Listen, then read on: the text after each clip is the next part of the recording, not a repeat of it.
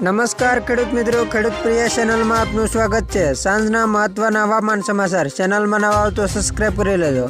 દેશના વિભિન્ન રાજ્યોમાં અચાનક ઠંડી વધી, હવામાન વિભાગે આપી ચેતવણી। ડિસેમ્બરના અંતિમ દિવસોમાં રાજધાની દિલ્હી સહિત સમગ્ર દેશના વિભિન્ન રાજ્યોમાં અચાનક ઠંડી વધી ગઈ છે। દિલ્હી એનસીઆરમાં સવારના સમયે ગાઢ ધુમ્મસ જોવા મળી રહી છે। હવામાન વિભાગના જણાવ્યા અનુસાર નવા વર્ષ પહેલાં જ દિલ્હીમાં હજુ ઠંડી વધી શકે છે।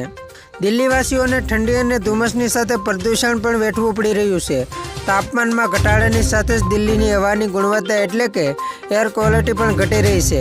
દિલ્હીમાં આજે 24 ડિસેમ્બરની સવારે લઘુત્તમ તાપમાન 5 ડિગ્રી સેલ્સિયસ નોંધાયું છે, જે સામાન્યથી 3 ડિગ્રી ઓછું છે। એર ક્વોલિટી પણ ખરાબ કેટેગરીમાં છે, જ્યારે અમુક સ્થળોએ એક્યુઆઈ ખૂબ જ ખરાબ છે।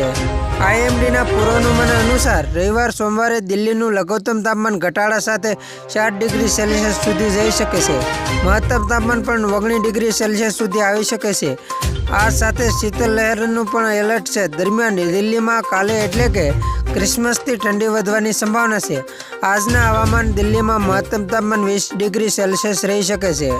દિલ્હીની હવા ગુણવત્તા શુષ્કાંક ખરાબ કેટેગરીમાં યથાવત છે। રાજધાનીને પ્રદૂષણથી પણ રાહત મળી રહી નથી। દિલ્હીનો સરેરાશ હવા ગુણવત્તા સૂચકાંક એટલે કે એર ક્વોલિટી ઇન્ડેક્સ 300 ને પાર છે, જે ખરાબ શ્રેણીમાં આવે છે। હવામાન વિભાગના નિષ્ણાંતો અનુસાર દિલ્હીમાં ધુમ્મસ અને ઝાકળ વધુ મુશ્કેલી પેદા કરી શકે છે।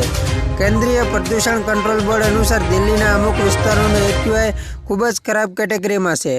ખેડૂત મિત્રો, ફરી વખત મળીશું નવી અપડેટ સાથે। ત્યાં સુધી જોતા રહો ખેડૂત પ્રિય યુટ્યુબ ચેનલ।